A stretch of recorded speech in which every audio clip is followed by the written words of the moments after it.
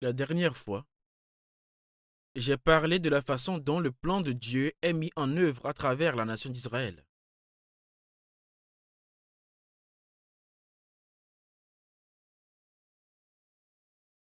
Peut-être que certains d'entre vous en sont déjà au courant, mais la nation d'Israël a été détruite en 70 après Jésus-Christ et pendant environ 1900 ans, ils ont existé en tant que nation sans pays. Mais finalement, leur pays a commencé à leur être restauré. Et en 1948, Israël a été rétabli en tant que nation indépendante, puis a aussi été accepté en tant qu'État membre des États-Unis. Cette nation qui avait disparu depuis près de 2000 ans est soudainement réapparue. Une nation d'Israël existait auparavant, mais elle avait disparu pendant environ 1900 ans. Et puis la nation d'Israël a été restaurée. C'est une chose vraiment extraordinaire qui s'est produite dans ce monde. Et c'est un incident qui a une signification extrêmement profonde. Les gens peuvent penser qu'un pays qui disparaît puis revient à l'existence est chose courante. Et ils peuvent penser qu'il est possible que de telles choses se produisent. Mais si on considère ça à la lumière de la Bible, on peut voir que c'était un incident très grand et il détient une signification extrêmement importante. Pourtant, il semble que les gens ne prêtent pas une attention particulière à ce fait. Aujourd'hui, à travers la Bible, nous allons examiner la nation d'Israël au Moyen-Orient, une nation qui a retenu l'attention du monde entier. Et nous réfléchirons à pourquoi ce pays a été restauré une fois encore, et pourquoi il y a tant de controverses à propos de cette nation. Pourquoi tant de conflits ont surgi impliquant cette nation. Nous prendrons la Bible comme base pour en rechercher la raison. Nous verrons que, pour ce qui est de ce monde, ça signifie que la fin approche et que le jour où Jésus reviendra dans ce monde approche. La Corée a été annexée au Japon pendant 36 ans et la nation appelée la République de Corée a disparu. Mais après 36 ans, elle a été restaurée et a été établie une fois de plus en tant que nation indépendante. Il est vrai que d'autres pays de la région de l'Asie du Sud-Est, des pays comme Laos, le Vietnam et le Cambodge, l'Inde et l'Indonésie également, ont tous été pendant un certain temps sous la domination de pays comme le Portugal, la France et l'Angleterre, puis eux aussi sont devenus indépendants.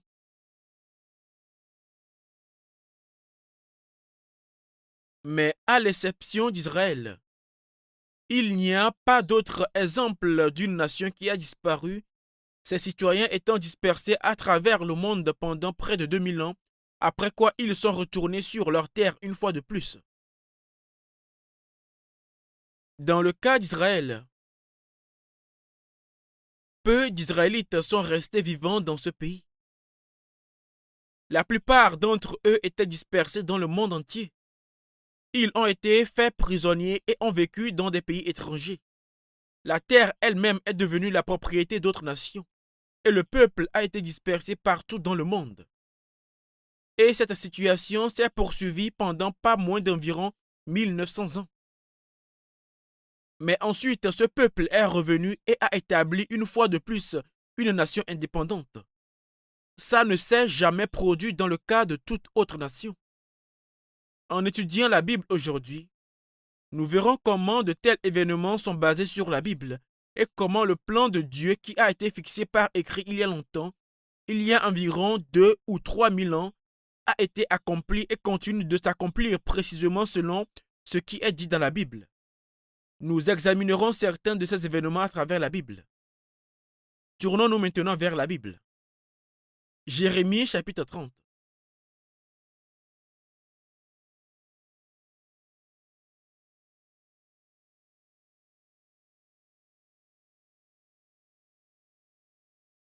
C'est dans l'Ancien Testament.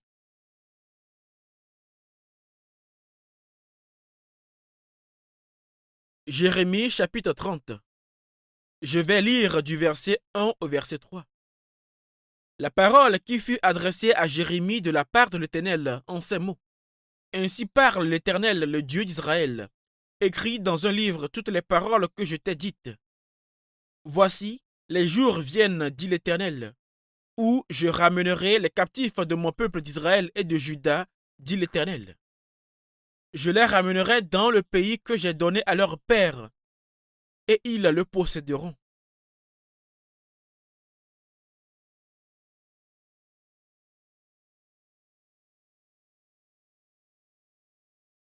Ce livre de Jérémie a été enregistré il y a environ 2550 ans ou 60 ans. Ainsi, ça a été enregistré très longtemps avant la naissance de Jésus. Environ 550 ou 60 ans avant ça.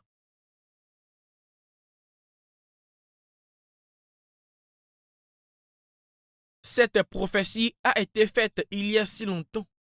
Et c'était avant que les Israélites aient été dispersés à travers le monde et avant qu'ils aient été faits captifs. Beaucoup des écrits du livre de Jérémie ont été déclenchés par le fait que les Israélites ont été emmenés captifs à Babylone. Mais il y a un double sens derrière ça. Les Israélites ont été saisis et dispersés à travers le monde entier. Mais ces paroles prophétiques disaient qu'à un moment donné, ils seraient restaurés et retourneraient dans leur pays. Si vous regardez ici au verset 2, il dit « Ainsi parle l'Éternel, le Dieu d'Israël. Écris dans un livre toutes les paroles que je t'ai dites. » Les paroles qui ont été écrites de cette manière sont les paroles de la Bible. Dieu a révélé ces choses au prophète Jérémie et lui a dit d'écrire dans un livre les événements qui devaient se produire dans le futur. Les paroles qu'il a écrites à cette époque forment maintenant le livre de Jérémie. Ainsi, alors que nous lisons maintenant le livre de Jérémie, nous pouvons voir si les paroles de Dieu sont bien vraies et si les événements se sont en effet déroulés de cette manière. Verset 3. Voici, les jours viennent, dit l'Éternel, où je ramènerai les captifs de mon peuple d'Israël et de Juda, dit l'Éternel. Je les ramènerai dans le pays que j'ai donné à leurs pères.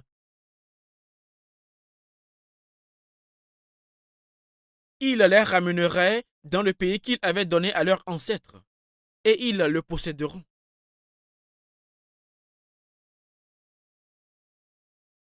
Il a été enregistré ici dans la Bible il y a 2500 ans que les Israélites qui étaient dispersés dans le monde entier reviendraient dans leur pays et en reprendraient possession.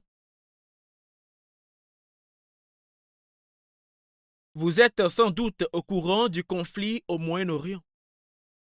Des pays du Moyen-Orient comme l'Égypte, la Syrie, la Jordanie, le Liban, les pays entourant Israël, ont pris les armes contre Israël, ce qui a mené aux guerres du Moyen-Orient.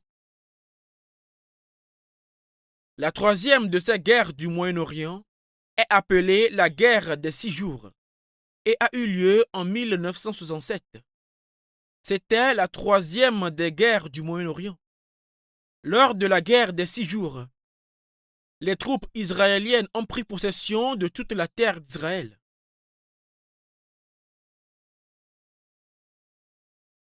Voici la terre d'Israël. Voici la terre d'Israël. Et c'est la mer morte. Et ici au nord, c'est la mer de Galilée. Cette terre est à peu près la taille de l'État de New Jersey. Avant la guerre des 6 jours, il y avait des Israélites qui sont entrés dans cette terre et s'y sont installés. Il y a une région qui s'appelle la Cisjordanie, ou West Bank en anglais. C'est le Jourdain. La Cisjordanie est la région à l'ouest du Jourdain qui s'étend jusqu'à Jérusalem et diverses régions au nord et au sud. La nation de Jordanie avait occupé cette région. Et au nord se trouvent les hauteurs du Golan qui étaient occupées par la Syrie. l'Égypte avait occupé la zone au sud et les Palestiniens vivaient ici, dispersés dans toute cette région. Mais en 1967, lors de la guerre des 6 jours, les troupes israéliennes ont occupé toute cette zone jusqu'à la péninsule du Sinaï au sud. Et toute la zone à l'ouest du Jourdain, la zone désignée sous le nom de Cisjordanie, et les régions des hauteurs du Golan au nord-est, ils ont pris toute cette zone. Ces zones ont été incorporées au pays d'Israël. Israël a pris le contrôle de toute cette terre. Cela a été prophétisé dans la parole de Dieu qui a été enregistrée dans la Bible il y a 2005 ou 600 ans. Si vous regardez ici au verset 1, il dit « La parole qui fut adressée à Jérémie de la part de l'Éternel en ces mots. » L'Éternel signifie Dieu, n'est-ce pas? Ce sont les paroles de Dieu prononcées par Jérémie. Ainsi, ces paroles de la Bible sont les paroles de Dieu. Il y a 2500 ans, les paroles de Dieu annonçaient qu'à un moment donné, les Israélites reviendraient et occuperaient à nouveau l'ensemble de leur pays, et ces paroles se sont produites exactement comme elles ont été écrites. Ainsi, cette guerre a amené Israël à prendre le contrôle des terres qui avaient été occupées par la Jordanie, l'Égypte et la Syrie. Nous pouvons donc voir clairement que les paroles de la Bible ont été accomplies précisément telles qu'elles sont écrites.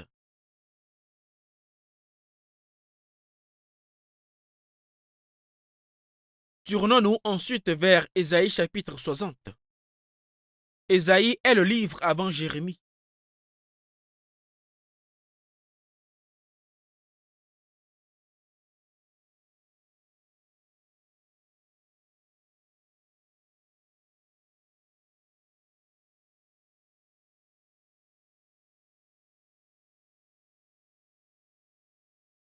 Ésaïe chapitre 60. Je vais lire à partir du verset 4. À partir du verset 4. Ésaïe chapitre 60, verset 4. C'est dans l'Ancien Testament. Porte tes yeux alentour et regarde. Tous, ils s'assemblent, ils viennent vers toi. Tes fils arrivent de loin. Il s'agit des fils des Israélites. Il dit que les enfants d'Israël allaient venir de loin. Et tes filles sont portées sur les bras. Elles seraient ramenées dans leurs bras. Tu tressailleras alors et tu te réjouiras, et ton cœur bondira et se dilatera. Quand les richesses de la mer se tourneront vers toi, quand les trésors des nations viendront à toi. Regardez ce qu'il dit ici. Le livre d'Ésaïe a été écrit il y a environ 2600 ans. Il a été écrit un peu avant le livre de Jérémie. Il y a 2600 ans, Dieu a prononcé ces paroles de prophétie par l'intermédiaire du prophète du nom d'Ésaïe. Ici aussi, Dieu a prophétisé que les Israélites, leurs descendants, reviendraient de loin à leur pays. Et ils reviendraient emmenant avec eux leurs fils et leurs filles. Un point ici auquel nous devons accorder une attention particulière se trouve au verset 5. Tu tressailleras alors et tu te réjouiras, et ton cœur bondira et se dilatera. Cela signifie que lorsque cela se produira, les visages des Israélites seront souriants et leurs cœurs seront radieux. Pourquoi cela? Quand les richesses de la mer se tourneront vers toi, quand les trésors des nations viendront à toi. Les trésors des nations viendront à toi. Les richesses du monde viendront à toi. C'est ce qu'il dit. Pour utiliser un incident familier comme exemple, il y a eu la guerre du Golfe. La guerre dans le Golfe Persique. Étrangement, à l'époque de la guerre du Golfe aussi, c'était les nations arabes qui visaient Israël. L'Irak a attaqué Israël dans cette guerre. Mais chose étrange, à cette époque, le monde entier a été touché économiquement par cette guerre. Bien sûr, Les États-Unis ont pris les devants et ont combiné leurs forces avec plusieurs nations pour mener cette guerre. Mais par le biais de cette guerre, Israël est devenu très riche. Pourquoi était-ce le cas? L'Irak a continué à lancer des missiles Scud en direction d'Israël. Alors Israël a menacé de représailles, menaçant d'utiliser des armes nucléaires ou d'attaquer de front. Et parce qu'ils ont maintenu cette menace, les États-Unis ont tenté d'apaiser la situation et ont aidé Israël en fournissant des missiles patriotes, tandis que la France, l'Allemagne et d'autres nations ont envoyé d'énormes sommes d'argent à Israël. Ce n'est qu'un exemple. Mais de cette façon, les trésors des nations, les richesses du monde gentil sont revenus à Israël comme ça le dit dans ce verset. Israël a une influence sur tous les aspects économiques du pays du nom des États-Unis. Par exemple, la fondation Rockefeller aux États-Unis est l'organisation la plus puissante au monde et la lignée Rockefeller est d'origine israélienne. En dehors de ça, il existe également un grand nombre d'autres riches familles israéliennes. Les banques et les grandes entreprises sont toutes contrôlées par eux. Telle est l'étendue de leur affiliation. En tout cas, on voit bien qu'il y a une grande possibilité que le temps viendra où toutes ces richesses pencheront vers Israël. Dans ce verset, il est dit « Les trésors des nations viendront à toi. Nous pouvons être certains que les événements se dérouleront exactement comme il est dit ici. » Juste avant ça, il dit « Les richesses de la mer se tourneront vers toi. » Si vous regardez ici, il y a 3 mers en Israël. C'est la mer Méditerranée, parfois appelée la Grande Mer. Puis plus, à l'intérieur des terres, il y a un plan d'eau appelé la mer Morte, aussi connue sous le nom de mer Salée. Ensuite, si vous allez au nord ici, il y a la mer de Galilée. Ce n'est pas vraiment une mer, c'est un lac. Mais dans la Bible, on l'appelle la mer de Galilée. La mer de Galilée. Il y a ces 3 mers ici, et l'une d'elles est tout à fait unique. C'est la mer Morte. La mer Morte est située à l'altitude la plus basse de la planète. Parce qu'elle est à l'altitude la plus basse, l'eau coule dans la mer Morte, mais il n'y a nulle part où elle puisse s'écouler à nouveau. L'eau y s'écoule dedans, mais s'évapore rapidement. Peu importe la quantité d'eau qui peut s'écouler dans la mer, il n'y a nulle part où elle puisse en ressortir, laissant l'eau restante très salée. C'est la masse d'eau la plus salée du monde. Lorsqu'une personne entre dans les eaux de cette mer et se couche horizontalement, elle flotte à la surface. C'est aussi salé que ça. Et quand une personne sort de l'eau, elle est recouverte d'une épaisse couche de quelque chose. Et il faut beaucoup de temps pour que ça se lave. Il y a un minéral particulier appelé oxyde de calcium trouvé dans la boue de la mer Morte. Une fois extrait et développé, elle peut être utilisée dans des produits alimentaires et de même comme ingrédient précieux dans d'autres produits. Toute une gamme d'autres minéraux se trouve dans la mer Morte. Quand je suis allé en Israël, je suis aussi allé à la mer Morte. Si vous regardez ici, c'est une photographie d'une usine de magnésium sur les rives de la mer Morte. C'est une usine de sel et nous pouvons voir la grande cheminée. La mer Morte est connue pour son sel, mais en fait, de nombreux produits variés sont fabriqués dans des usines comme celle-ci.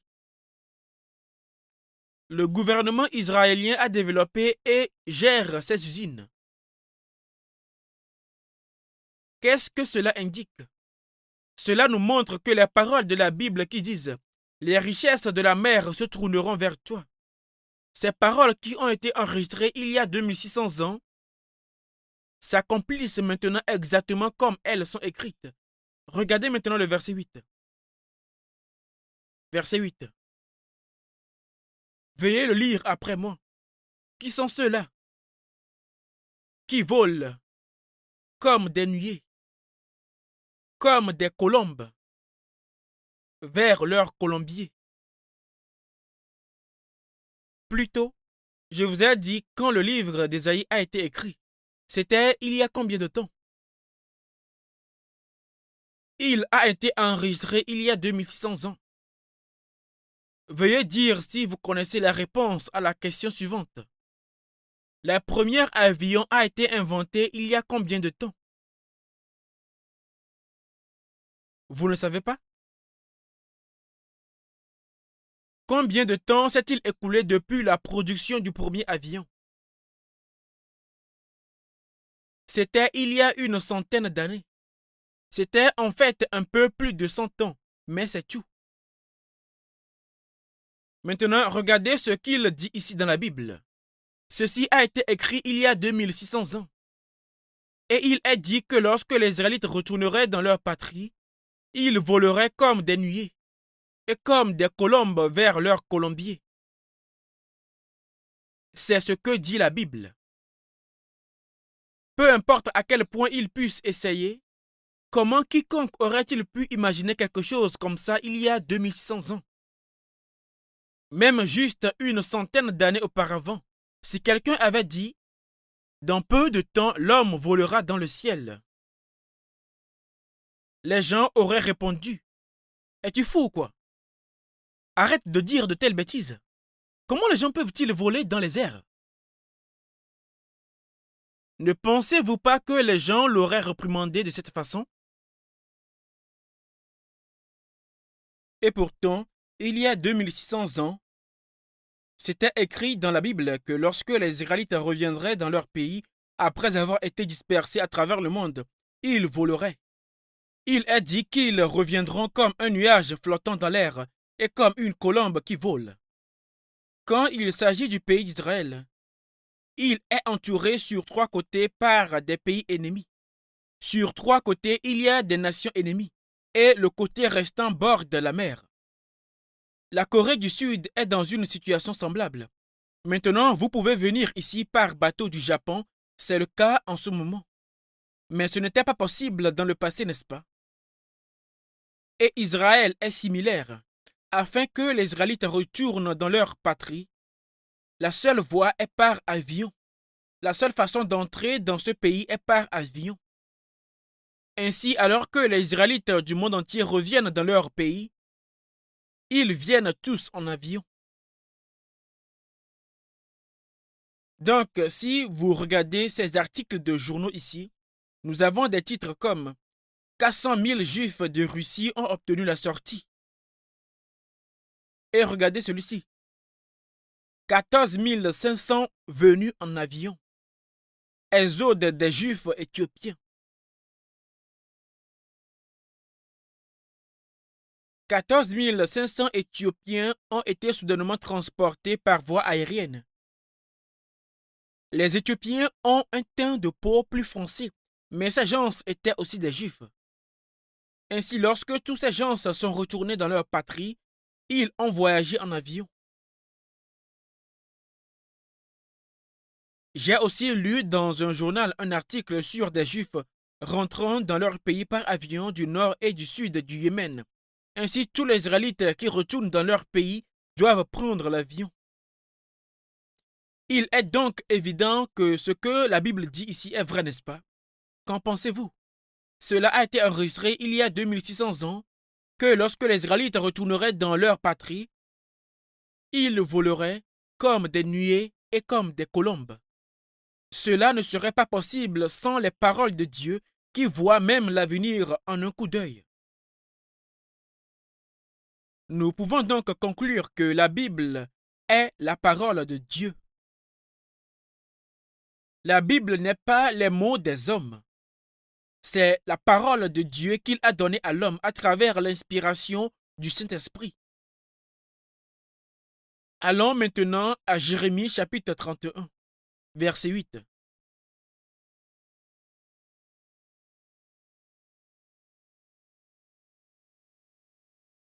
Verset 8.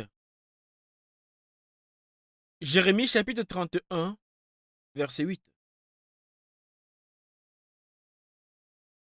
Verset 8. Voici, je les ramène du pays du septentrion, je les rassemble des extrémités de la terre. Parmi eux sont l'aveugle et le boiteux, la femme enceinte et celle en travail. C'est une grande multitude qui revient ici. Ils viennent en pleurant et je les conduis au milieu de leurs supplications. Je les mène vers des torrents d'eau par un chemin uni où ils ne chancellent pas. Car je suis un père pour Israël et Éphraïm est mon premier-né. Regardez ce qu'il dit ici. Je les ramène du pays du septentrion, c'est-à-dire je les ramène du pays du nord. Je vous ai aussi montré ça tout à l'heure, mais cet article est daté de décembre 1985 et on lit que 400 000 juifs sont retournés après avoir reçu des permis de sortie. Vous le savez probablement. Est-ce que quelqu'un pourrait répondre, s'il vous plaît, quelle politique Gorbatchev a-t-il instaurée? Gorbatchev. Les gens l'appelaient Gorbi. Perestroïka. Il a introduit la politique de la perestroïka. C'était une politique de réforme. Mais la plupart des gens ne savent pas que le programme de la perestroïka a en fait accordé à tous les juifs résidant en Union soviétique la liberté de retourner en Israël.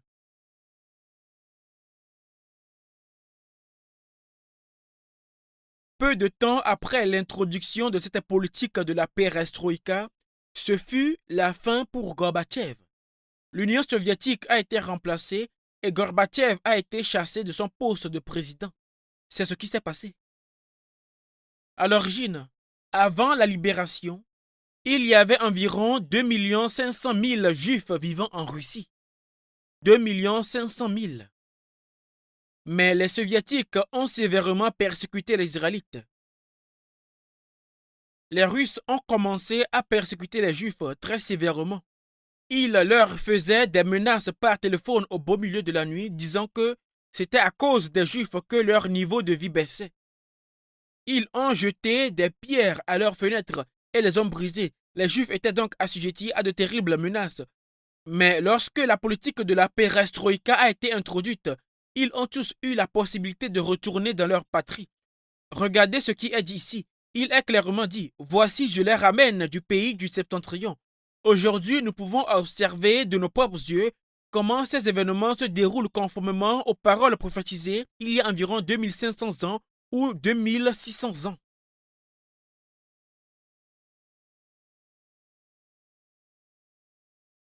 Alors, la Bible est vraie.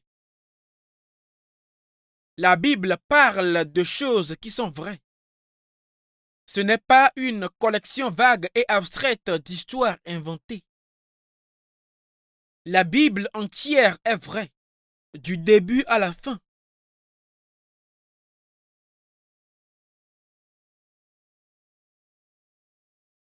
Si la Bible est vraie, ce n'est pas une affaire ordinaire, c'est un énorme problème.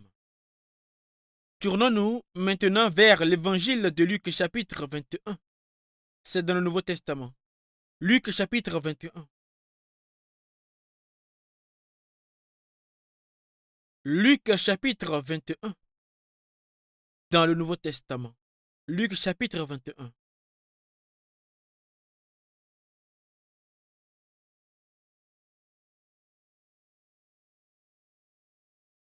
Je vais lire à partir du verset 20. Verset 20. Lorsque vous verrez Jérusalem investie par des armées, sachez alors que sa désolation est proche. Alors que ceux qui seront en Judée fuient dans les montagnes, que ceux qui seront au milieu de Jérusalem en sortent, et que ceux qui seront dans les champs n'entrent pas dans la ville. Car ce seront des jours de vengeance pour l'accomplissement de tout ce qui est écrit. Maintenant, verset 24. Ils tomberont sous le tranchant de l'épée, ils seront emmenés captifs parmi toute la nation. Et Jérusalem sera foulée aux pieds par les nations jusqu'à ce que les temps des nations soient accomplis. Ces paroles ont été prononcées par Jésus. Jésus prophétisant ici au sujet de la chute d'Israël qui se produirait à l'avenir. Il a prédit que quand Jérusalem serait capturée une deuxième fois, elle serait détruite. Cela arriverait parce que les Israélites ont rejeté Jésus et rejeté Dieu. Nous avons étudié ça la dernière fois, n'est-ce pas? Dieu a dit que s'ils se révoltaient contre lui, ils mangeraient la chair de leurs fils et de leurs filles. ils seraient dispersés dans le monde entier, leur terre serait dévastée, et ils tireraient l'épée après eux. Et cela est arrivé exactement comme il l'avait dit. Ici, Jésus a prophétisé une fois de plus à propos de cette affaire, qui aurait lieu environ 40 ans après son temps. Comme il a prophétisé de cette manière, ici il dit, « Lorsque vous verrez Jérusalem investie par des armées, sachez alors que sa désolation est proche. Et alors qu'arriverait-il à Jérusalem? Ils tomberont sous le tranchant de l'épée. Ils seront emmenés captifs parmi toutes les nations. Et Jérusalem sera foulée aux pieds par les nations jusqu'à ce que les temps des nations soient accomplis. » Alors, qu'est-ce que cela signifie quand il dit ici « jusqu'à ce que les temps des nations soient accomplis » ? C'est la tribulation de ces temps. Alors, quand est-ce que les temps des nations, c'est-à-dire des gentils, ont-ils commencé? C'était vers 600 avant Jésus-Christ. C'était quand Jérusalem a été détruite la première fois. Puis il y eut la deuxième destruction de Jérusalem. Et à l'avenir, elle sera détruite une troisième fois. Ainsi, les temps des gentils ont commencé dès la première destruction de Jérusalem. Alors, quand prendront fin les temps des gentils? Ce sera ici. Comment prendront-ils fin? Ça arrivera avec la seconde venue de Jésus. Jésus est ressuscité des morts et est monté au ciel. Et quand il reviendra, les temps des gentils prendront fin. À partir de ce moment-là, pendant 1000 ans, Jésus régnera sur le monde entier à Jérusalem. Et le temps pour Israël reviendra. Ainsi, les temps des gentils prennent fin ici. Et ici, au verset 24, il dit, « Ils tomberont sous le tranchant de l'épée, ils seront emmenés captifs parmi toutes les nations. Ils seront emmenés captifs parmi toutes les nations. Ils ont été emmenés comme captifs en 70 après Jésus-Christ. Et Jérusalem sera foulée aux pieds par les nations jusqu'à ce que les temps des nations soient accomplis. Comme je l'ai dit avant, en 1967, Jérusalem a été rendue à Israël. Jérusalem a été rendue à Israël. Avant cette époque, la Jordanie, alors connue sous le nom de Transjordanie, s'était emparée de Jérusalem-Est, y compris la vieille ville qui, bien avant, avait été l'emplacement du temple. Mais en 1967, l'armée israélienne a repris Jérusalem.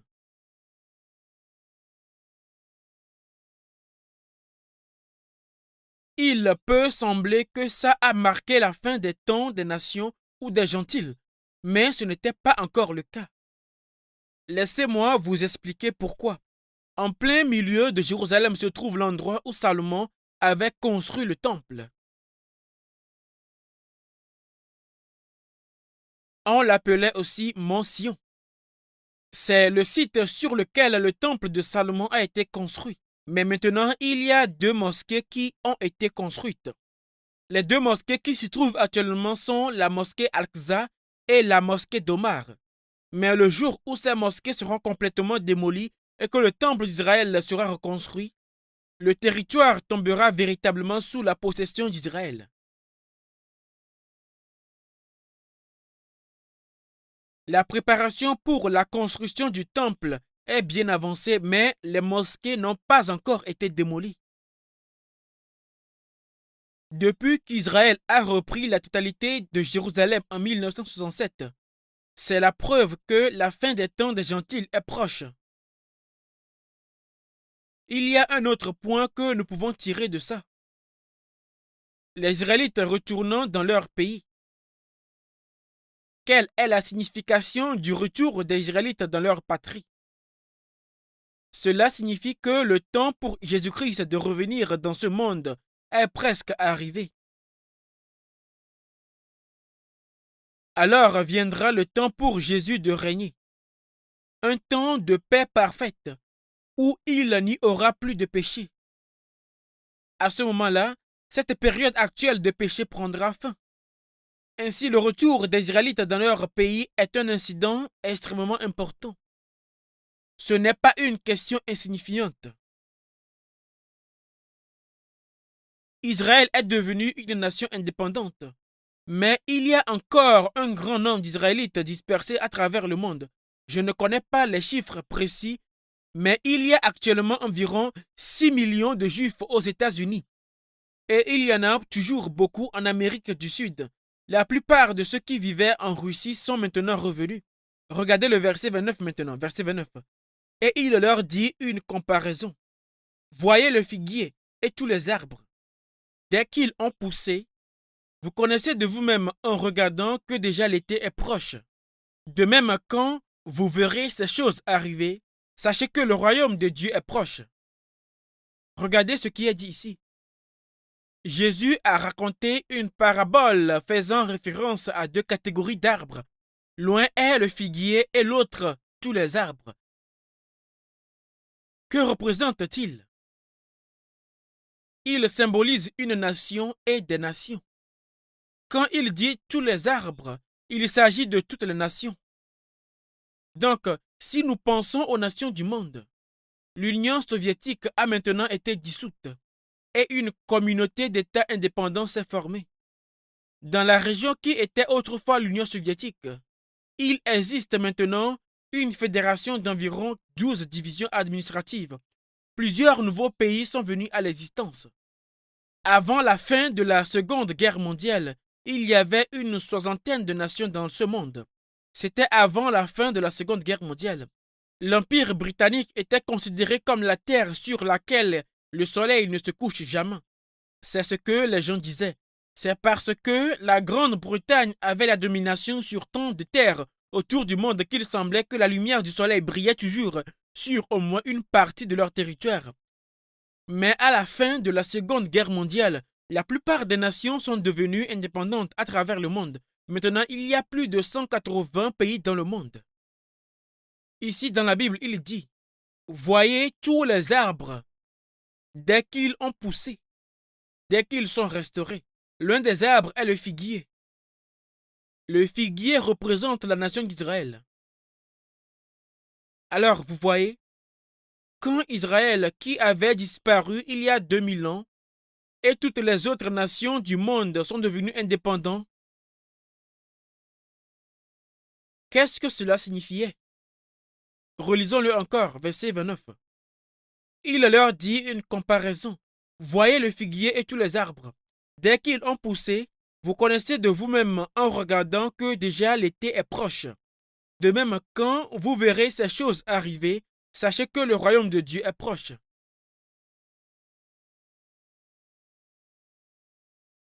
Parce qu'ils ne connaissent pas la Bible. Les gens ne connaissent pas la signification de toutes les nations devenant indépendantes et d'Israël aussi devenant indépendant. Ils ne savent pas pourquoi ces choses se produisent ou ce qui se cache derrière tout cela. Cela ne s'est jamais produit dans le passé, mais maintenant toutes les nations du monde réclament la liberté et ont exigé l'indépendance. Qu'est-ce que tout cela signifie? Quelle est la signification de la restauration d'Israël? Cela signifie que le royaume de Dieu est proche. Ainsi, l'histoire du monde, l'histoire de ce monde, est un cours d'événements avec le but d'établir le royaume de Dieu.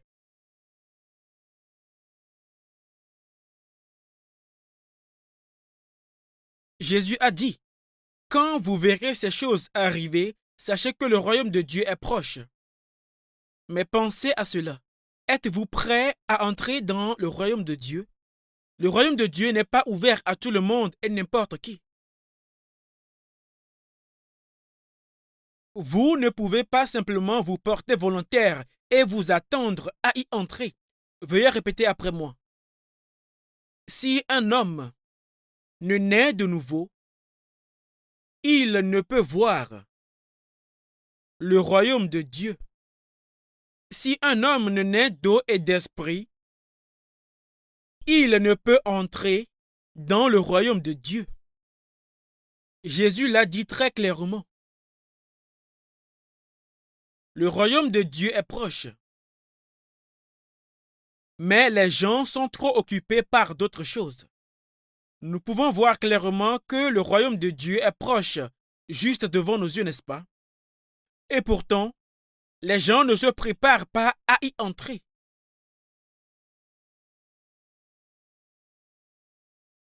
Si vous ne naissez pas de nouveau, vous ne pouvez pas entrer dans le royaume de Dieu. Tournons-nous vers l'Ancien Testament.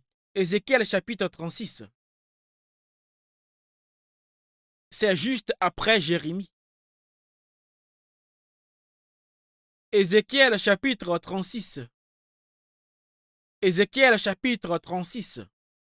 J'aimerais parler un peu du contexte de ce passage, puis on le lira. Si vous regardez ici,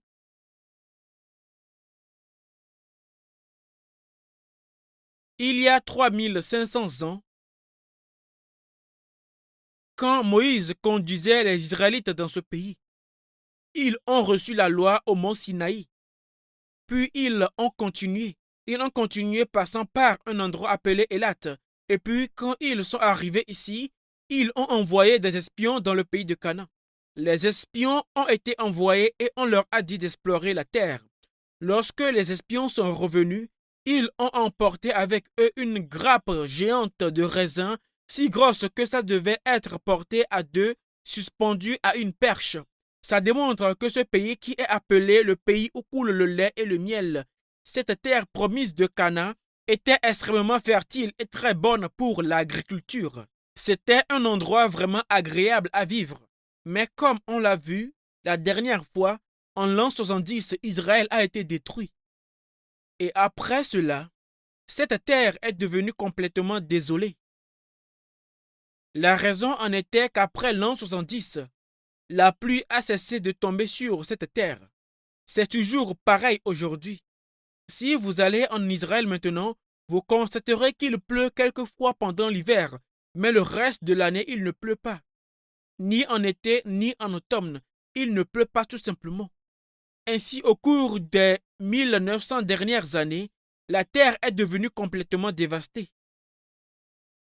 Quand les Israélites sont entrés dans le pays de Canaan, il était très fertile, ruisselant le lait et le miel, et il est resté ainsi pendant qu'ils y vivaient. Mais après leur départ, il est devenu dévasté. Mais maintenant, les Israélites ont commencé à retourner dans leur pays une fois de plus, et le pays redevient complètement fertile. Ne pensez-vous pas que c'est étrange? Pendant que les Israélites y demeuraient, le pays était fertile. Quand ils sont partis, c'est devenu dévasté. Et maintenant qu'ils reviennent, c'est redevenu fertile. Qui fait en sorte que ça se produise? Lisons Ézéchiel chapitre 36 en commençant par le verset 1. Et toi, fils de l'homme, prophétise sur les montagnes d'Israël. Tu diras, montagnes d'Israël, écoutez la parole de l'Éternel. Ainsi parle le Seigneur, l'Éternel, parce que l'ennemi a dit sur vous, ah, ces hauteurs éternelles sont devenues notre propriété. Prophétise et dis, ainsi parle le Seigneur, l'Éternel. Oui, parce qu'on a voulu de toutes parts vous dévaster.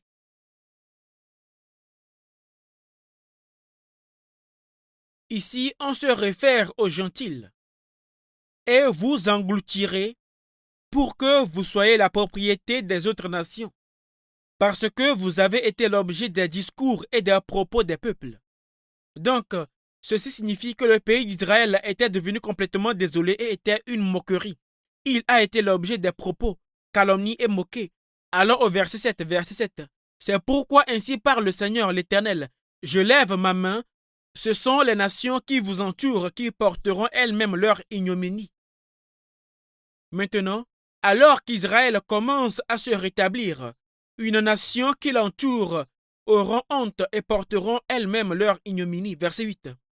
Et vous, montagnes d'Israël, vous pousserez vos rameaux et vous porterez vos fruits pour mon peuple d'Israël, car ces choses sont près d'arriver. Voici, je vous serai favorable, je me tournerai vers vous et vous serez cultivés et ensemencés. Alors, regardez ce qui est dit ici. Aussi étrange que ça puisse paraître, la terre d'Israël qui a été complètement désolée devient extrêmement fertile actuellement.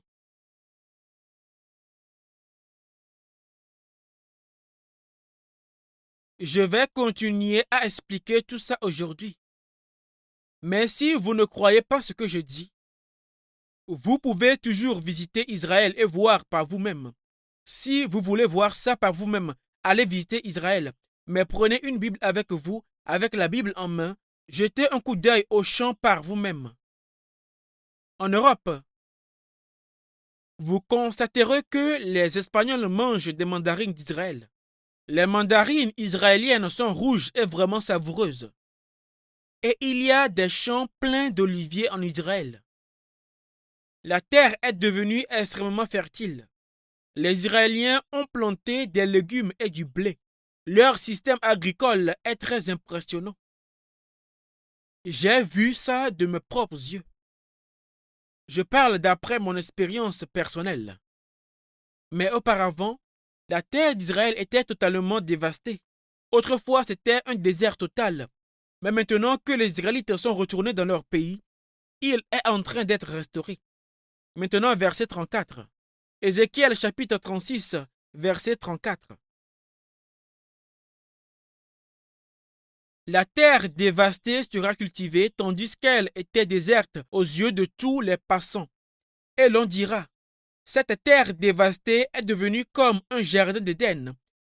Et ces villes ruinées, désertes et abattues sont fortifiées et habitées. Et les nations qui resteront autour de vous sauront que moi, l'Éternel, j'ai rebâti ce qui était abattu et planté ce qui était dévasté. Moi, l'Éternel, j'ai parlé et j'agirai. Réfléchissons à ce que ça signifie. Ce livre d'Ézéchiel a été écrit il y a environ 2550 ans. Il a été écrit à la même époque que le livre du prophète Jérémie. Dans ce verset, il dit que la terre d'Israël était déserte. Il dit que cette terre qui était dévastée deviendra comme le jardin d'Éden. Elle deviendrait comme le jardin d'Éden. C'est comme ça maintenant. Vous le verrez si vous allez voir. Un grand nombre d'arbres ont été plantés sur les collines. Les champs sont pleins de récoltes. Des vergers d'orangers ont été plantés et leur parfum peut être apprécié loin et partout. C'est en train de devenir un très beau pays. Comment est-ce arrivé? Jetez un coup d'œil à ceci maintenant. Près de la mer de Galilée, si vous voyagez de la mer Morte vers le nord, vous arrivez à la mer de Galilée. La mer de Galilée est un lac d'eau douce. Ce n'est pas salé, c'est de l'eau douce. L'eau de la mer de Galilée fournit de l'eau douce pour irriguer tout le pays. Si vous allez plus au nord de la mer de Galilée, vous arrivez au mont Hermon. Le mont Hermon apparaît aussi dans la Bible. Cette montagne est à environ 3000 mètres d'altitude. J'y suis allé en avril et je suis monté au sommet de la montagne. Lorsqu'on est arrivé à environ un tiers de la montée de la montagne, on a atteint la ligne de neige et tout était recouvert de neige. C'était en avril. À partir de là, la montagne était recouverte de neige. Au-dessus de la montagne du côté ouest se trouve le Liban. Au nord, c'est la Syrie. Il y a une présence militaire là-bas et les gens y font aussi du ski. En descendant la montagne, on est tombé sur une grande chute d'eau. Il y avait des voitures garées là et des gens qui ont marché au long. Alors, on les a suivis. On a constaté que la neige avait fondu et créé une énorme chute d'eau. C'était un spectacle incroyable. Alors, regardez ici maintenant. Cette eau coule jusqu'à la mer de Galilée. Je n'ai pas pu visiter le site, car ils ne permettent pas au grand public d'y entrer. Mais j'ai lu dans un livre qu'ils avaient déjà installé un énorme tuyau de raccordement là-haut sur la montagne. C'est un tuyau si gros qu'un camion pourrait y entrer et en sortir. Et l'eau de la neige fondue est canalisée à travers le tuyau dans tout un système de tuyaux et d'arroseurs qui irriguent tout le pays. Alors même maintenant, même s'il ne pleut pas toute l'année, ils n'ont qu'à allumer l'interrupteur et tous les champs sont arrosés. L'eau jaillit et tombe sur le sol. Réfléchissons à ça. Cette région a été sèche pendant 1900 ans. Le soleil brillait sur la terre et il y avait de l'azote dans le sol. Il n'y avait donc pas besoin d'engrais, il manquait juste de l'eau. Les activités agricoles ont donc prospéré. Alors qu'on passait devant les champs, j'ai vu toute la terre couverte de nuages de gouttelettes d'eau créées par le jet des arroseurs. Regardez ce qu'il dit ici. Au verset 35. Et l'on dira, cette terre dévastée est devenue comme un jardin d'Éden, et ces villes ruinées, désertes et abattues sont fortifiées et habitées. Regardez ce qui est dit ici. Ne pensez pas à ça d'une manière vague. Ces paroles enregistrées il y a 2500 ans s'accomplissent aujourd'hui, précisément telles qu'elles ont été écrites. Réfléchissons-y de cette façon. Nietzsche a dit que Dieu est mort et n'existe pas. Mais si tel était le cas, les événements se dérouleraient-ils exactement comme ça le dit dans ces paroles de la Bible? Qu'en pensez-vous? Les événements se dérouleraient-ils comme il est dit dans la Bible? N'est-ce pas parce que ces paroles de la Bible sont vivantes et que Dieu, qui a prononcé ces paroles, est aussi vivant, que les événements se déroulent exactement comme écrit ici?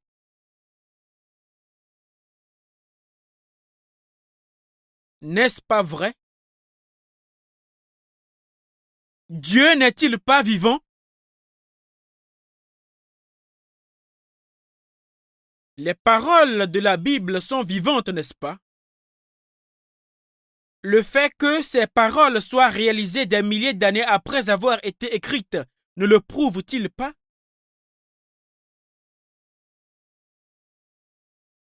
Si vous regardez ici au verset 36, il dit « Et les nations qui resteront autour de vous sauront que moi, l'Éternel, j'ai rebâti ce qui était abattu et planté ce qui était dévasté. Veuillez répéter cela après moi. Moi, l'Éternel, j'ai parlé et j'agirai. » Regardez ceci. Il dit « Moi, l'Éternel, parce que Dieu a parlé et qu'il a dit qu'il le fera.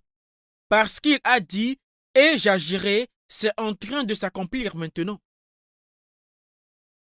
Pensez-y. Dieu existe-t-il ou n'existe-t-il pas? C'est le problème ici. Les paroles de la Bible sont-elles vraies ou non? C'est ce que je veux dire. Si je devais me tourner vers chaque passage lié à cette affaire et vous expliquer tout ça, je devrais parler très longtemps. Mais même d'après ce qu'on a lu jusqu'à présent, on peut voir que la Bible est certainement vraie. Et Dieu qui a prononcé ces paroles est un Dieu vivant. Dieu a créé ce monde scientifiquement et par ses paroles. En d'autres termes, il a tout créé selon des lois. Dieu contrôle l'histoire de l'humanité selon sa parole. C'est très clair, n'est-ce pas? Et un jour, vous devrez rencontrer Dieu.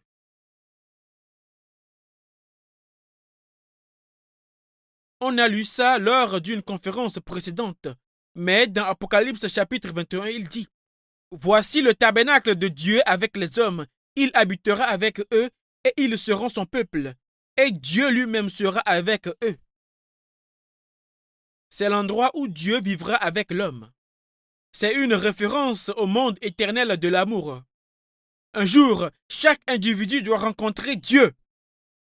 Et quand vous le rencontrerez, ce sera pour vous une question soit de jugement, soit de vie éternelle. Ce sera l'un ou l'autre. Que ça vous plaise ou non. Bien que vous ne le voulez pas, vous devez vous tenir devant Dieu et être jugé si vous n'avez pas connu le salut de votre esprit. Mais si votre esprit est né de nouveau, vous rencontrerez Dieu avec une immense joie et un cœur heureux et reconnaissant. C'est la raison d'être même pour laquelle l'homme est né et vit dans ce monde. On ne fait pas que vivre et mourir et c'est la fin. La vie n'est pas aussi futile que ça. Tournons-nous maintenant vers chapitre 37 d'Ézéchiel.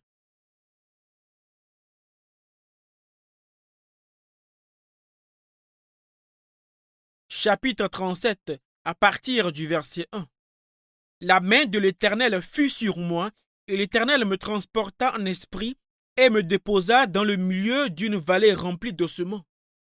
Il me fit passer auprès d'eux tout autour, et voici, ils étaient fort nombreux à la surface de la vallée, et ils étaient complètement secs. Il me dit, Fils de l'homme, ces eaux pourront-ils revivre?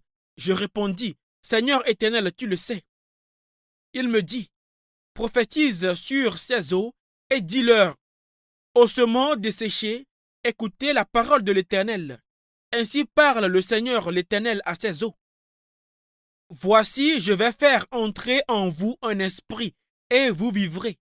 Je vous donnerai des nerfs. Je ferai croître sur vous de la chair. Je vous couvrirai de peau. Je mettrai en vous un esprit, et vous vivrez. Et vous saurez que je suis l'Éternel. Je prophétisais selon l'ordre que j'avais reçu, et comme je prophétisais, il y eut un bruit. Et voici, il se fit un mouvement, et les os s'approchèrent les uns des autres. Je regardais, et voici, il leur vint des nerfs. La chair crut, et la peau les couvrit par-dessus. Mais il n'y avait point en eux d'esprit. Il me dit, prophétise et parle à l'esprit. Prophétise, fils de l'homme, et dis à l'esprit. Ainsi parle le Seigneur l'Éternel. Esprit, viens des quatre vents, souffle sur ses bords, et qu'ils revivent. Je prophétisais selon l'ordre qu'il m'avait donné, et l'esprit entra en eux, et ils reprirent vie, et ils se tinrent sur leurs pieds. C'était une armée nombreuse, très nombreuse. Il me dit, Fils de l'homme, ces os. C'est quoi ces os? C'est quoi ces ossements desséchés dans la vallée? Quand l'esprit est entré en eux, ils se sont levés. Mais c'est quoi ces os? C'est toute la maison d'Israël. Ils sont toute la maison d'Israël. Voici, ils disent, nos os sont desséchés, nos espérances sont détruites, nous sommes perdus. Prophétise donc et dis-leur, ainsi parle le Seigneur l'Éternel, voici j'ouvrirai vos sépulcres, je vous ferai sortir de vos sépulcres, ô mon peuple, et je vous ramènerai dans le pays d'Israël. Regardez ce qui est dit ici. Ces jours-ci, il y a des gens qui prêchent sur Ézéchiel chapitre 37, et ils l'expliquent en termes de l'esprit d'une personne étant restaurée, ayant reçu la grâce. Bien entendu, cela pourrait également avoir un sens spirituel, mais ce n'est pas ce dont il est question ici. Pendant 2000 ans, les Israélites ont été dispersés à travers le monde, sans leur propre pays. Dans cette situation, ils étaient comme des eaux desséchées. Mais maintenant, ils sont en train de retourner, et leur pays et leur nation ont été rétablis. C'est de ça qu'il s'agit. Clairement, ça veut dire qu'Israël reviendrait de cette façon, n'est-ce pas? N'est-ce pas évidemment ce qui se passe actuellement? Mais c'est un très gros problème. C'est un si gros problème du fait que le retour des Israélites dans leur pays est significatif à plusieurs égards. Cela signifie que le retour de Jésus approche. Cela signifie que le royaume des cieux est proche. Et cela signifie que la fin de ce monde est proche. Mais il y a un autre gros problème à considérer ici. Le plan d'Israël est que lorsque la terre d'Israël sera restaurée, Dieu rassemblera tous les gens de ce monde, tous ceux qui ne sont pas nés de nouveau, il les rassemblera tous et les jugera. C'est son plan. Il a ce plan pour les juger. Tournons-nous vers Apocalypse chapitre 1.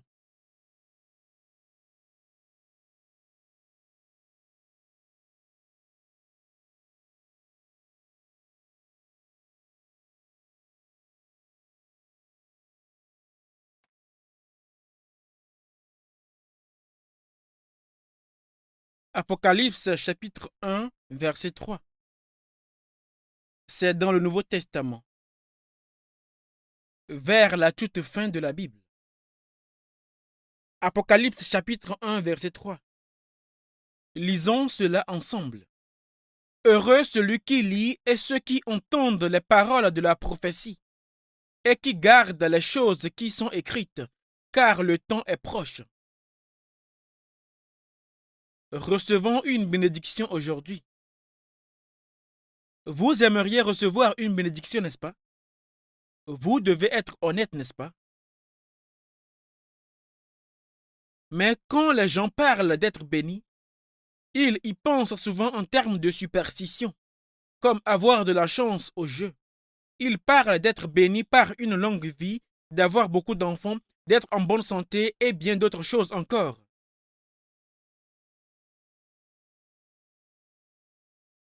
Mais de telles bénédictions sont dénuées de sens. Pourquoi cela? La Bible dit: les jours de nos années s'élèvent à 70 ans, et pour les plus robustes à 80 ans, et l'orgueil qu'ils en tirent n'est que peine et misère. Toute la vie d'un individu est remplie de peine, de misère, de soucis, d'inquiétude et de colère.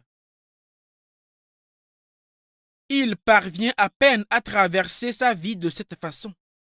Puis, quand son dos se courbe et qu'il approche de sa mort, il dit: la vie est vide de sens, tout a été futile et vain. Il est impuissant face à la mort et doit y céder. C'est la vie.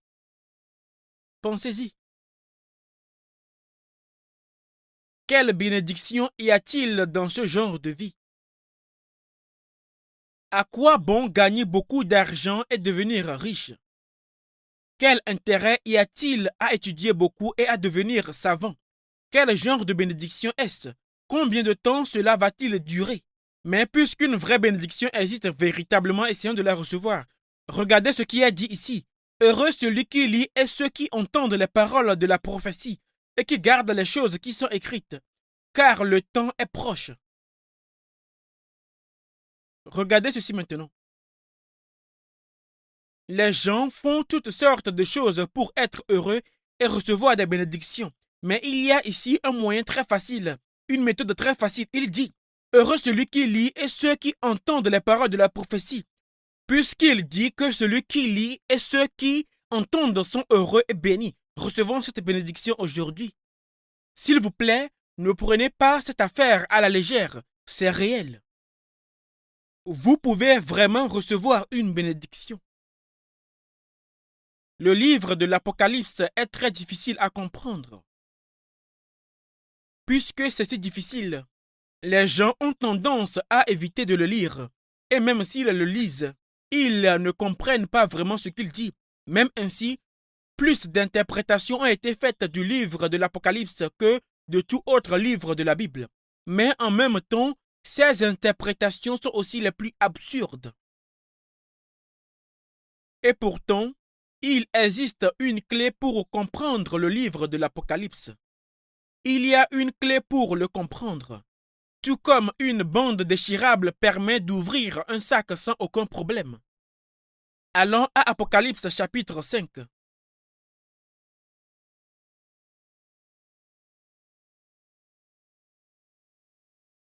Chapitre 5, je vais lire à partir du verset 1.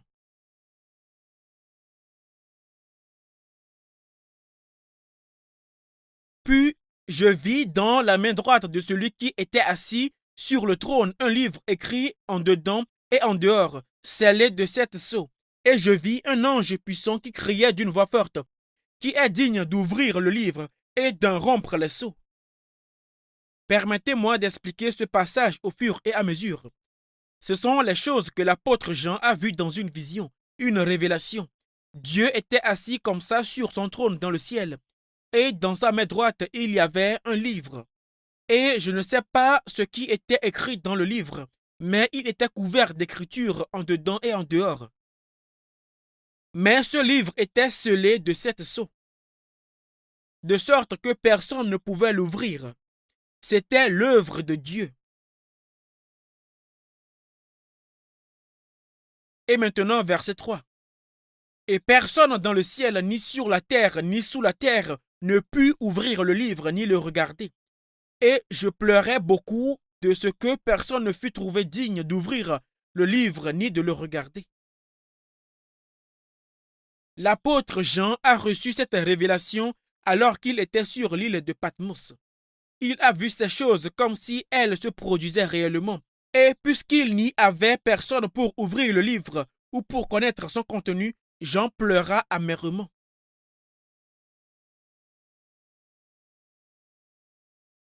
Mais alors, loin de ceux qui étaient à côté de Dieu, et loin des vieillards, me dit, ne pleure point. Voici le lion de la tribu de Juda, le rejeton de David, a vaincu pour ouvrir le livre et ses 7 sceaux. Et je vis au milieu du trône et des 4 êtres vivants et au milieu des vieillards un agneau.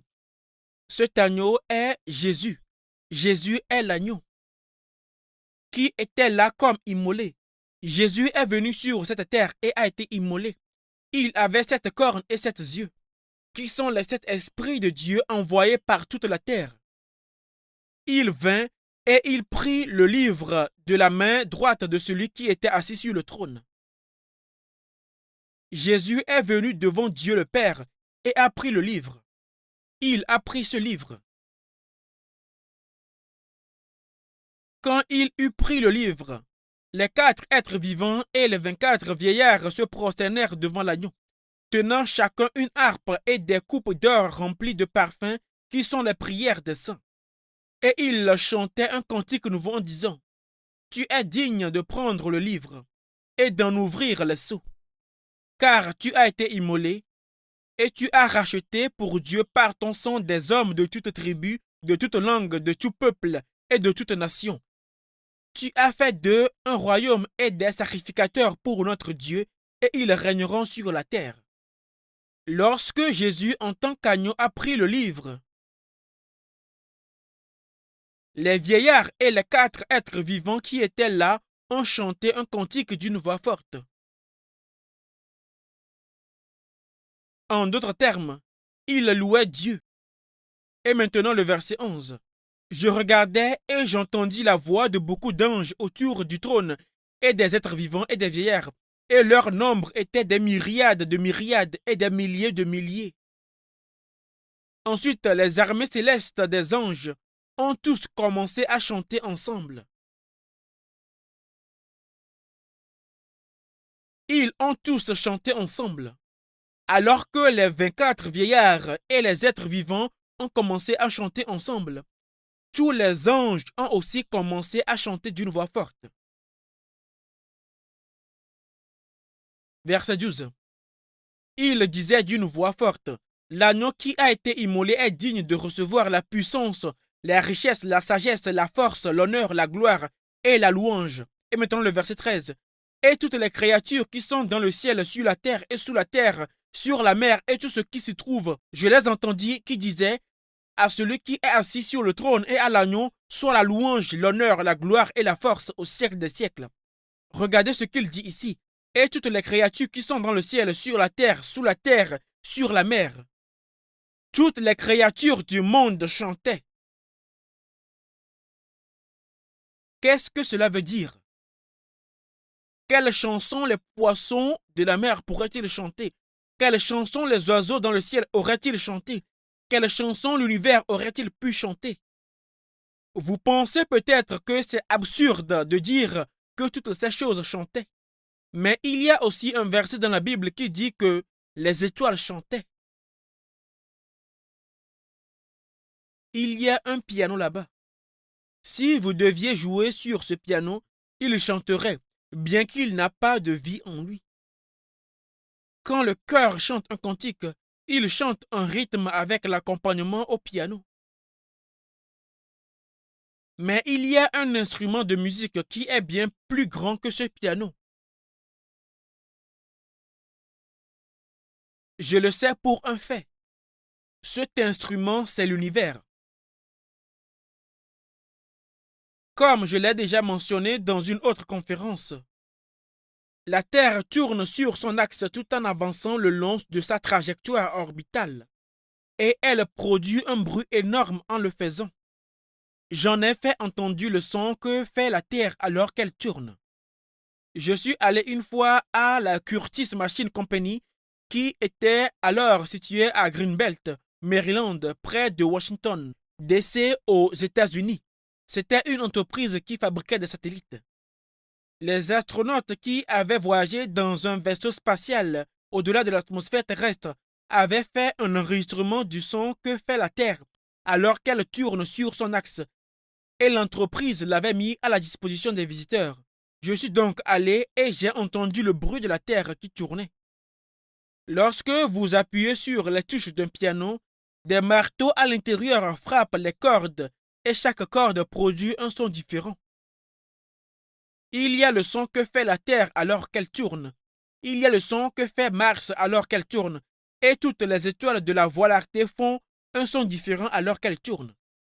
Il y a le son qu'elles font alors qu'elles se déplacent le long de leur trajectoire orbitale et qu'elles tournent sur leur axe.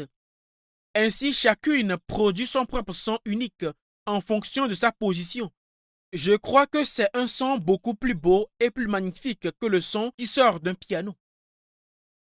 Donc, il n'y a pas de doute que, du point de vue de Dieu, il n'est pas faux de dire que le monde naturel est toujours en train de chanter.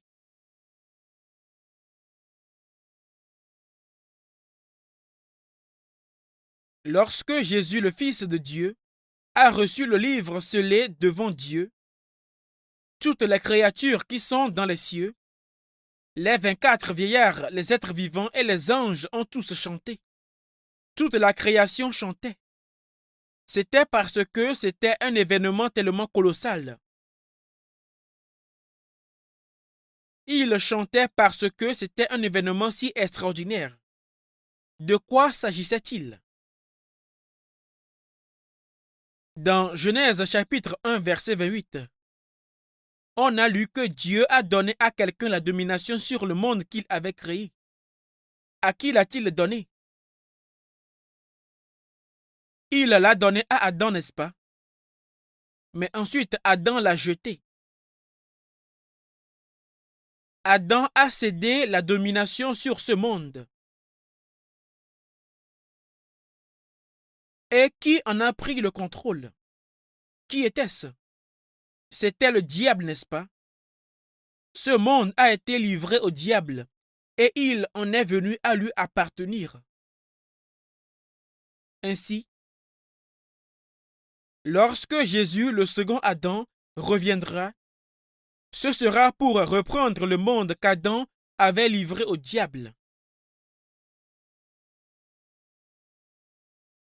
Alors, quel était ce livre qui était dans la main droite de Dieu? Ce livre scellé contenait les détails sur la remise du monde au diable. Parce qu'il contenait ces détails, Jésus allait briser les sceaux du livre un par un, regarder les détails, payer le prix au diable et reprendre ce monde. C'est ce que ça veut dire. Ainsi, le monde, qui a été sous le contrôle du diable, va être rendu à Dieu. Jésus est Dieu, n'est-ce pas? C'est pourquoi les 24 vieillards, les êtres vivants, les armées des anges, les gens et toute la création ont bien et belle chanté.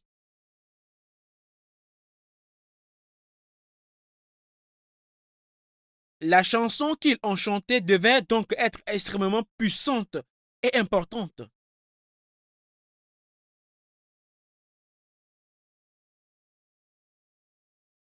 Tournons-nous vers Romains chapitre 8.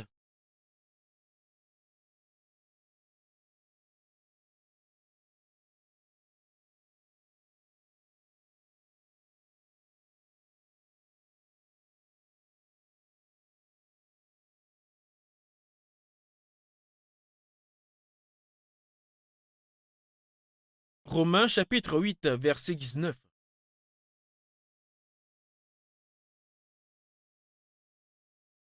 Romains chapitre 8, verset 19. C'est dans le Nouveau Testament. Verset 19. Aussi la création attend-elle avec un ardent désir la révélation des fils de Dieu. Car la création a été soumise à la vanité, non de son gré, mais à cause de celui qui l'y a soumise, avec l'espérance qu'elle aussi sera affranchie de la servitude de la corruption pour avoir part à la liberté de la gloire des enfants de Dieu. Or, nous savons que, jusqu'à ce jour, la création tout entière soupire et souffre des douleurs de l'enfantement. Regardez ce qui est dit ici. La création ici fait référence à tout dans l'univers. Toute la création soupire et souffre. Qu'est-ce que ça veut dire? C'est pourri, ça pue. Et c'est un cas de survie du plus fort. Imaginez qu'il y ait un champ plein de belles fleurs, mais il y a des cris de détresse émanant de sous les fleurs. Vous regardez de plus près et voyez qu'un serpent a saisi une grenouille et l'avale. C'est le son du soupir. Quand les gens mettent de la nourriture dans un nid sous les avant-toits pour attraper un oiseau, ils l'entendent gazouiller lorsqu'ils le saisissent et pensent que l'oiseau chante. Mais en fait, il pleure. L'oiseau pleure parce qu'il a été attrapé, mais c'est agréable à l'oreille, donc les gens aiment l'écouter. Mais c'est aussi le son du soupir. Quand vous voyez un petit poussin gazouiller dans une cour, il a l'air très mignon et adorable. Mais s'il était là, raide mort, c'est vraiment très désagréable à voir. Lorsque les feuilles tombent des arbres, elles se décomposent et dégagent une puanteur. L'eau dans le monde aujourd'hui est également contaminée à cause de la pollution. Toute la création soupire et est malade. Pourquoi donc? Elle soupire, mais pourquoi? Puisque toute la création est sous le contrôle du diable. Toute la création soupire. Mais tout en soupirant et souffrant, elle attend avec un ardent désir quelque chose. Toute la création attend quelque chose. Qu'est-ce qu'elle attend? Regardez ce qui est dit ici. Verset 19. Aussi la création attend-elle avec un ardent désir la révélation des fils de Dieu. Toute la création attend la révélation des fils de Dieu.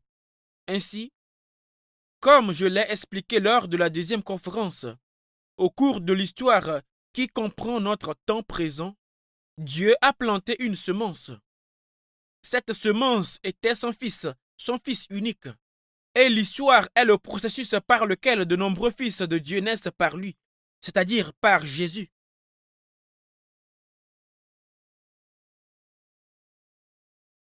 Ainsi, une fois que le nombre de fils de Dieu sera complet, toute la création de ce monde sera libérée. Tout sera libéré.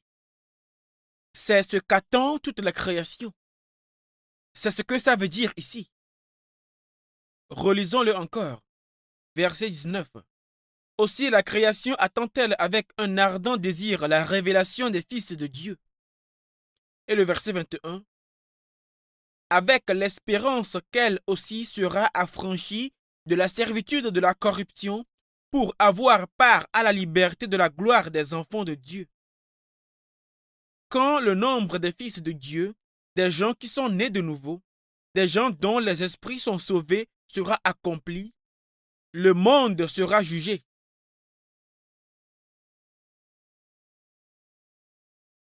Quand Jésus reviendra, ce monde sera complètement restauré.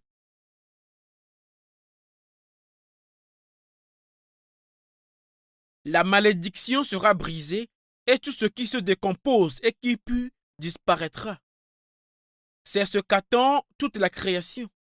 Ainsi, l'accomplissement total de tout ça est lié au nombre de personnes sauvées étant accomplies et au retour de Jésus.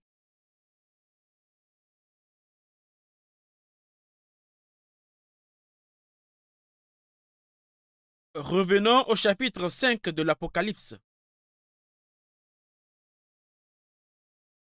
Comme je l'ai dit plus tôt, lorsque Jésus viendra reprendre ce monde qui a été livré au diable, il ouvrira ce livre.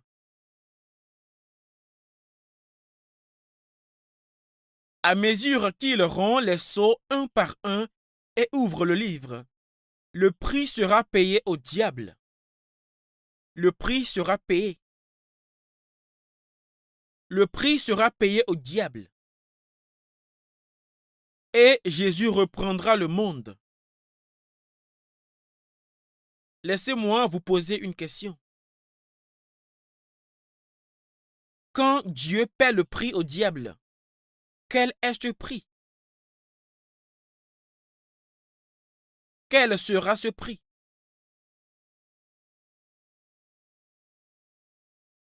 Le jugement sera le prix. Donc, à mesure que les sceaux sont rompus un par un, le jugement du monde commencera à se dérouler. C'est ce que cela signifie. Apocalypse chapitre 6.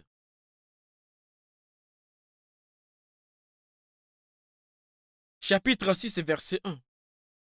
Je regardais quand l'agneau ouvrit un des 7 sceaux, et j'entendis l'un des 4 êtres vivants qui disait comme d'une voix de tonnerre, Viens. Je regardais et voici parut un cheval blanc. Celui qui le montait avait un arc, une couronne lui fut donnée, et il partit en vainqueur et pour vaincre. Ici, Jésus l'agneau a pris le livre et a ouvert l'un des sceaux. Et quelqu'un sur un cheval blanc est apparu. Quelqu'un sur un cheval blanc est apparu et il avait un arc. Un arc était utilisé il y a longtemps comme une arme. Il avait un arc et il dit il partit en vainqueur pour vaincre. Donc cet homme sur le cheval blanc va être notre sujet d'étude maintenant. Il est l'antéchrist. Il partira en vainqueur et pour vaincre, mais il ne réussira pas. Cet homme sur un cheval blanc imitera Jésus, puisque Jésus viendra aussi sur un cheval blanc. Donc le premier sceau, veuillez regarder ici. La tribulation de 7 ans, quand commencera-t-elle? Ça commencera avec l'avènement de l'Antéchrist. Ça va commencer quand l'Antéchrist apparaîtra. Et maintenant le second sceau, verset 3. Quand il ouvrit le second sceau, j'entendis le second être vivant qui disait « Viens ». Et il sortit un autre cheval roux.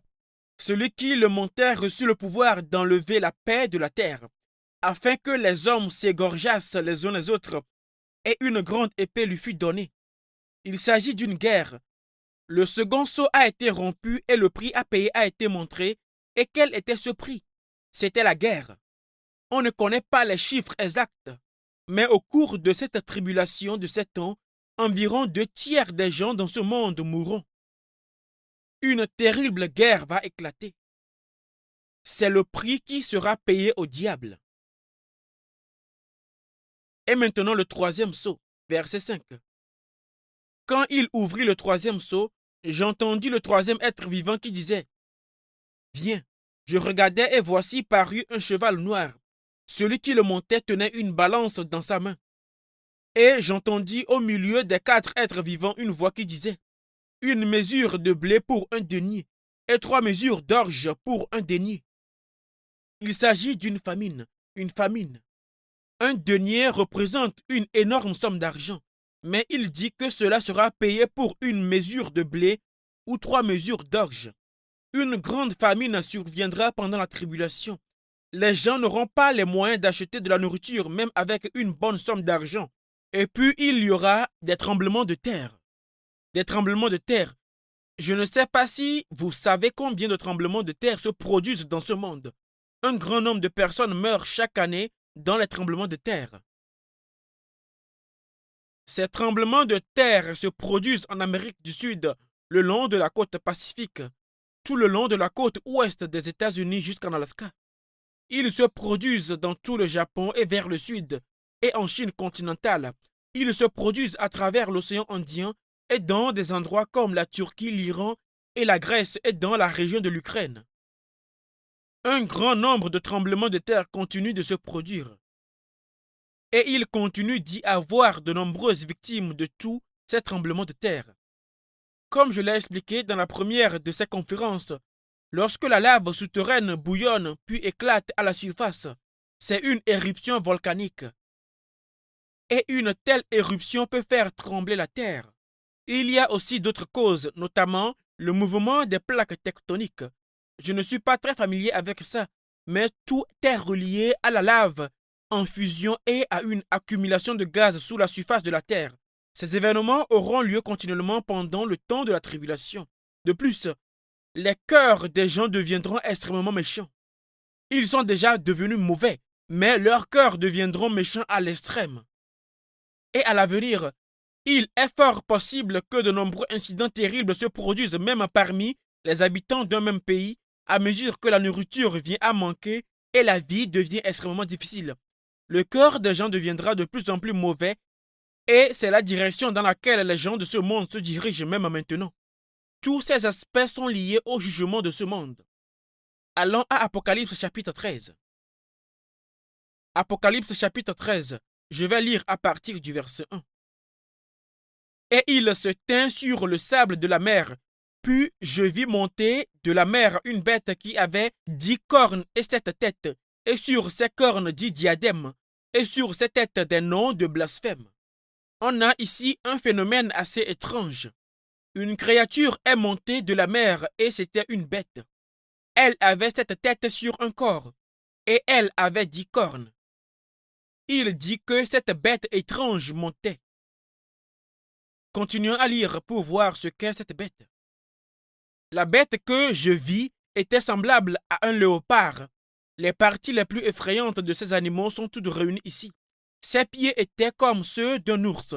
Les griffes d'un ours sont longues. Elles sont la partie la plus effrayante d'un ours. Et sa gueule comme une gueule de lion. Sa gueule de lion était très grande. Le dragon lui donna sa puissance et son trône et une grande autorité. Le dragon est Satan. La bête sert de représentant de Satan. C'est le représentant de Satan et vient avec l'autorité de Satan. Et je vis l'une de ses têtes comme blessée à mort, mais sa blessure mortelle fut guérie. Et toute la terre était dans l'admiration derrière la bête. Ainsi la bête imite Jésus. Jésus est mort et put ressusciter des morts 3 jours plus tard. Alors la bête dira, « Regarde, je suis le Christ. » Il est l'Antéchrist. L'Antéchrist. Cette bête n'est pas littéralement une bête, c'est un homme. Il est l'Antéchrist. Ensuite, au verset 4, il dit, « Et ils adorèrent le dragon parce qu'il avait donné l'autorité à la bête. » C'est l'autorité de Satan. Ils adorèrent la bête en disant, « Qui est semblable à la bête, qui peut combattre contre elle ?» Et il lui fut donné une bouche qui proférait des paroles arrogantes et des blasphèmes. Et il lui fut donné le pouvoir d'agir pendant 42 mois. Parmi toutes les personnes nées au cours de l'histoire, cet homme parlera de la manière la plus persuasive. Parce qu'il parle ainsi, tout le monde finira par le suivre. Tous les gens de ce monde. Verset 6. Et elle ouvrit sa bouche pour proférer des blasphèmes contre Dieu, pour blasphémer son nom et son tabernacle, et ceux qui habitent dans le ciel, et il lui fut donné de faire la guerre aux saints et de les vaincre. Regardez ce qu'il dit ici. Et il lui fut donné autorité sur toute tribu. Toute tribu, c'est tous les peuples du monde. Tout peuple, toute langue et toute nation. C'est tous les pays du monde. Il régnera sur ce monde. Quand ce moment viendra, le monde sera sous un seul gouvernement. Une fédération mondiale de nations sera établie. Une fédération mondiale. Cela signifie que chaque pays aura son propre gouvernement, mais ils seront dirigés par un gouvernement mondial et il en sera président. Qui est cet homme? Tournons-nous vers Daniel chapitre 7 dans l'Ancien Testament. Daniel vient après Ézéchiel qu'on a lu avant. Daniel chapitre 7. Daniel chapitre 7.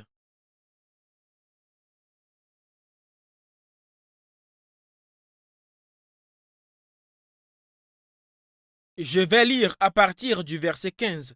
Verset 15. Moi, Daniel, j'eus l'esprit troublé au-dedans de moi, et les visions de ma tête m'effrayèrent.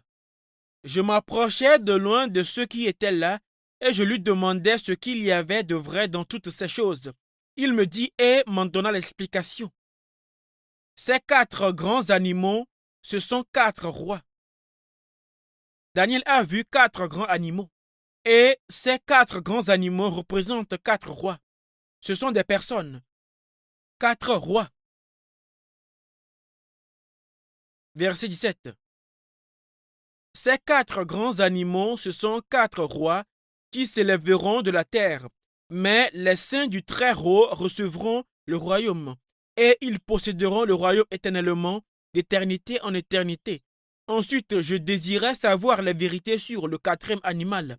La bête qui apparaît dans Apocalypse chapitre 13 est ce 4e animal, le 4e animal. Ensuite, je désirais savoir les vérités sur le 4e animal qui était différent de tous les autres, extrêmement terrible, qui avait des dents de fer et des ongles d'airain, qui mangeait, brisait et foulait aux pieds ce qu'il restait, et sur les 10 cornes qu'il avait à la tête. On a lu à propos des 10 cornes plus tôt, n'est-ce pas? Et sur l'autre qui était sortie et devant laquelle 3 étaient tombés, sur cette corne qui avait des yeux, une bouche parlant avec arrogance et une plus grande apparence que les autres. Je vis cette corne faire la guerre aux saints et l'emporter sur eux, jusqu'au moment où l'Ancien des jours vint donner droit aux saints du Très-Haut. Et le temps arriva où les saints furent en possession du royaume. Il me parla ainsi. Le 4e animal, c'est un 4e royaume qui existera sur la terre. Les quatre grands animaux sont 4 rois, et il dit que le 4e animal est un 4e royaume sur terre, différent de tous les royaumes, et qui dévorera toute la terre, la foulera et la brisera. Regardez maintenant le verset suivant. Les 10 cornes, ce sont 10 rois qui s'élèveront de ce royaume. Lisons jusqu'ici. Je pense que ça nécessite une explication. Jetez un œil ici maintenant.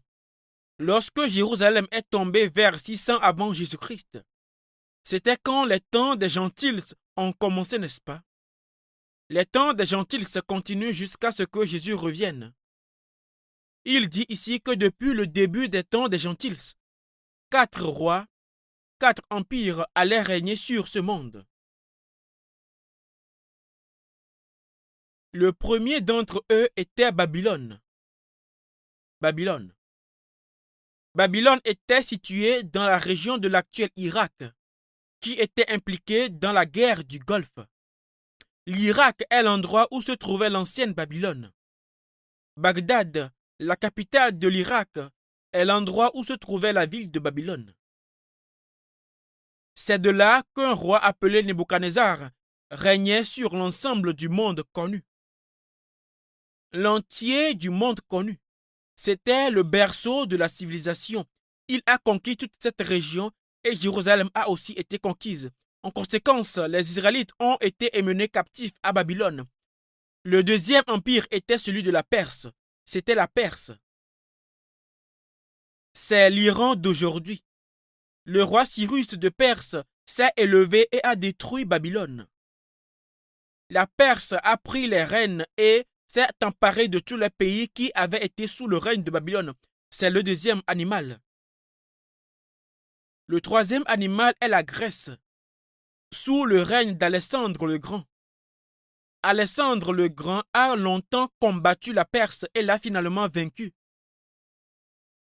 Et il est venu régner sur toutes les régions à cette époque.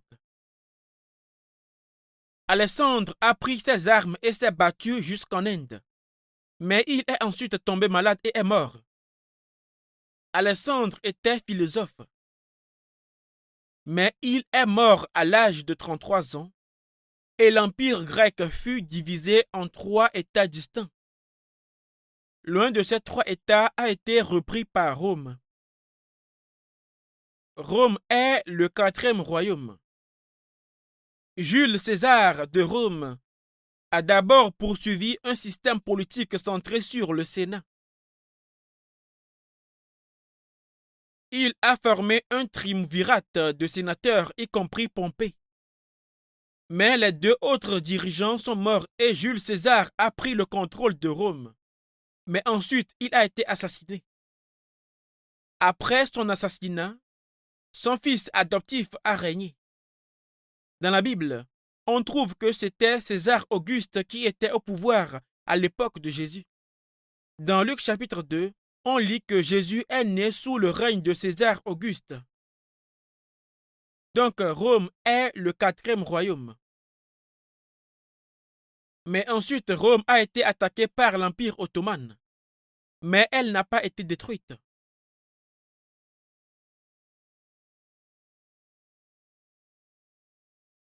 La Rome antique réapparaîtra une fois de plus en Europe. La Rome antique se lèvera encore. Ce sera la résurrection de Rome. Dans Daniel chapitre 2, on constate que le roi avait rêvé d'une grande statue. Sa tête était d'or pur et représente Babylone. Sa poitrine et ses 2 bras représentent la Perse. Son ventre et ses cuisses sont la Grèce. Et ses 2 jambes sont Rome. Puis au bas de la statue, il y avait 10 orteils. La statue avait 2 pieds et 10 orteils. Et ces 10 orteils représentent 10 nations. Ces 10 nations s'uniront en une seule nation.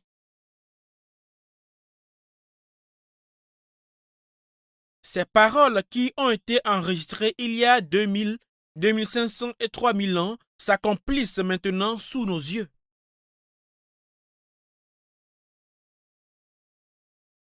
Le cours de l'histoire s'efforce de compléter son dernier tour, tout comme un train qui avance lentement vers sa gare finale.